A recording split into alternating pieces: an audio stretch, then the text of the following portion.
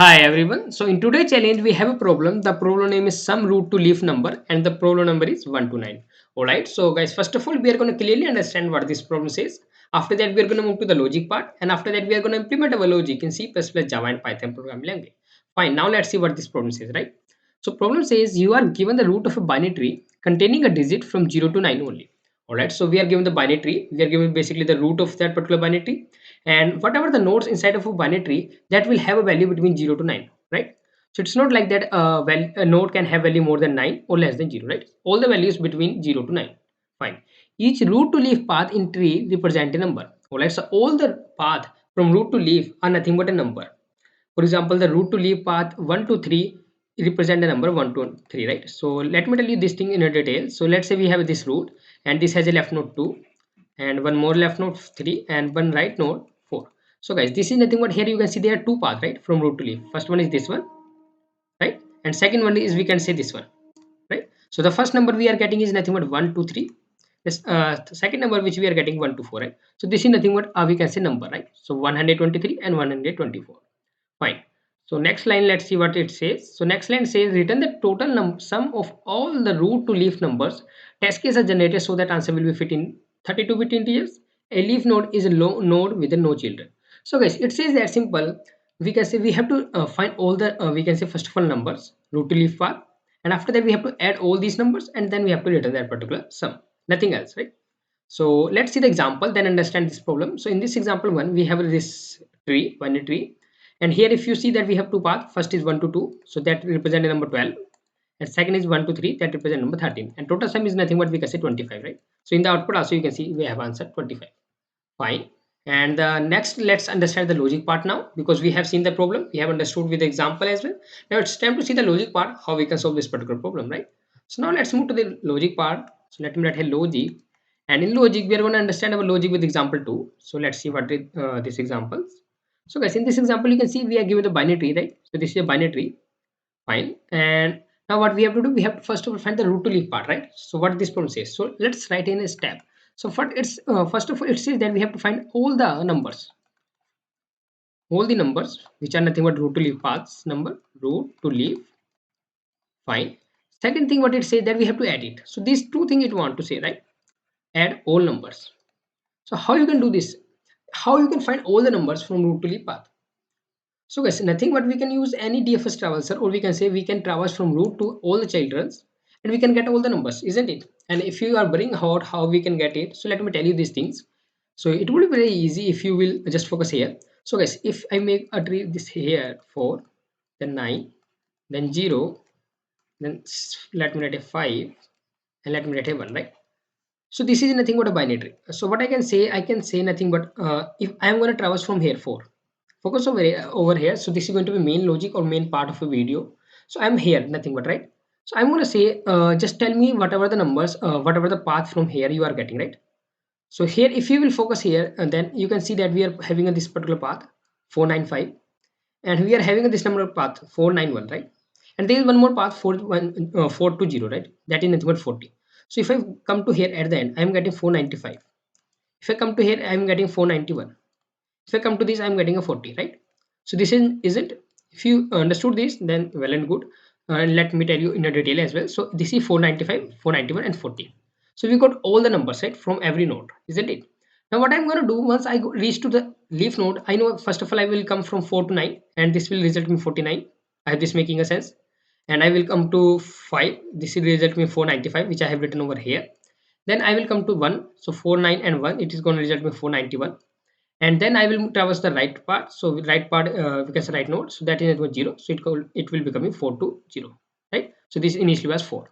So I hope now guys you got it these things. So once I go on the I reach to the leaf part, I keep returning this particular value. So here if I remove all these things and I am at leaf path, right? So it has 495, it has 491. So what I can do, this particular node is going to add the whatever the value on the left side on the right side. So 9 is going to add the left and right side. This is nothing but I would say 495 plus 491. So whatever the result you are going to get, it is going to be nothing but 986. So whatever the result you are getting it's going to come to this particular things. So I could say that if I remove these two nodes, then I can say whatever the child's or we can say path I am having, that is going to result in 986. So I can now minimize my binary tree and it will look like this. I hope this you are getting it right. So 986 and here 40. So now this 4 node is going to add these two nodes, right? So it's going to add the left and right as well. If I say left side is nothing but 986 and right side is nothing but 40. So if I add, I will get 126, 1026. Right? So I can say 1026 and I can remove this two node as well, right? This left and right. So now guys, there is a root node. So we are going to return 1026. I hope this you are getting it. So we are getting a nothing but 1026 as the answer from our binary. I hope guys you understood the workflow, how it is going to work. Now let's see the logic, little bit in coding parts. Let me tell us pseudo code. So what we are going to do. So just I'm going to write a first line. We are going to check it whether root is none. Or we can say we are at null node. So we are going to return nothing but 0, right?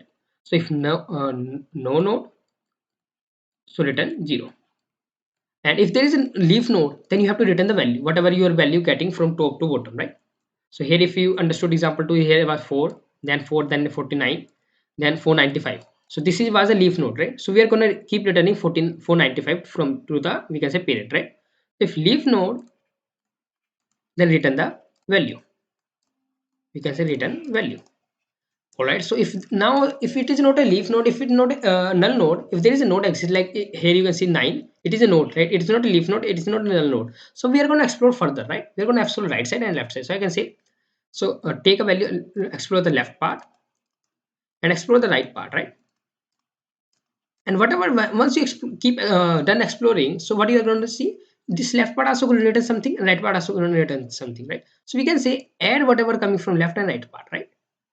I'm just making a sense. So we are going to add left and right part. And left part, what you are going to pass? You're going to pass the value which you are getting till from our parents, right? So here, if you are at 9, so before moving to 5 left part, you're going to say now you we can say it's going to be 490 49, right? So you are going to pass here 49 and here also 49.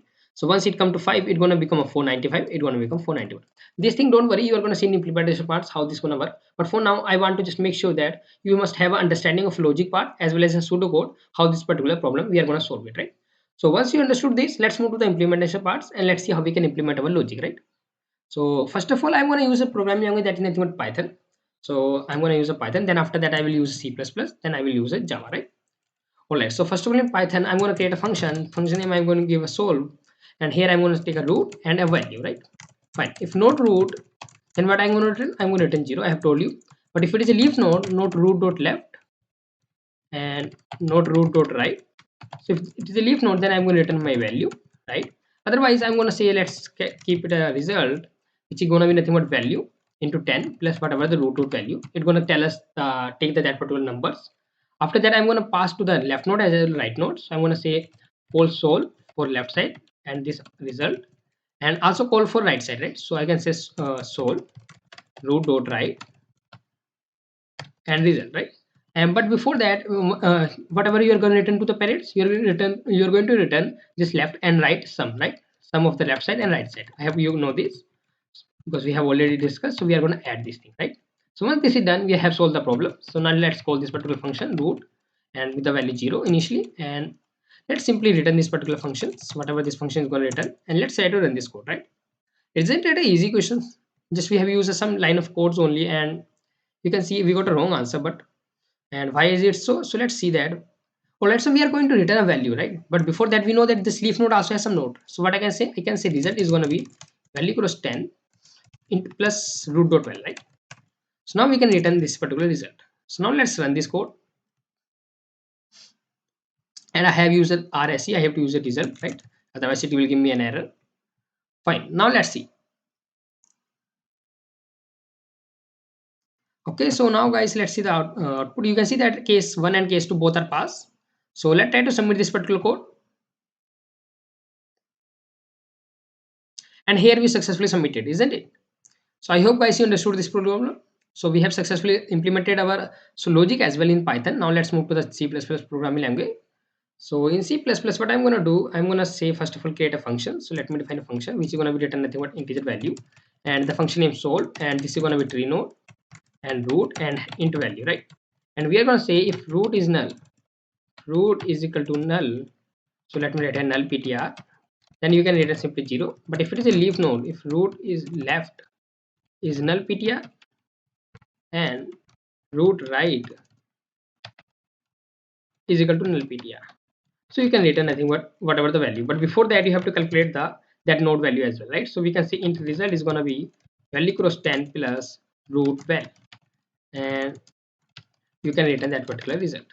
But if it is not a leaf node and also not a null node, so what we are going to do, we're going to explore for the left side as well as right side. So we can say int result is going to value cross 10 plus root val, right?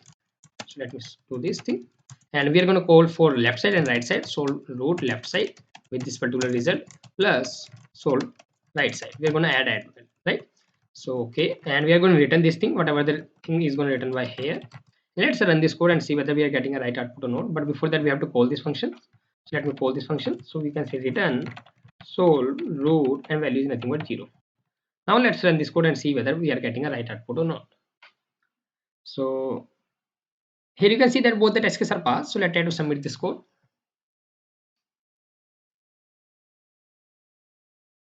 And here we go, guys, right? So it's successfully submitted. Now let's move to the last programming language, that is nothing but Java. And I'm going to define a function.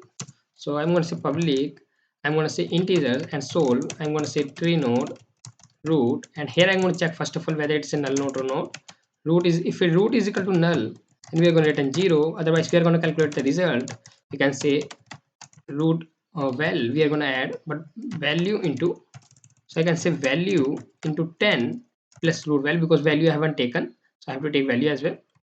Fine, and I am calculating it earlier only because I don't need to write two lines again and again. So I can say now check it.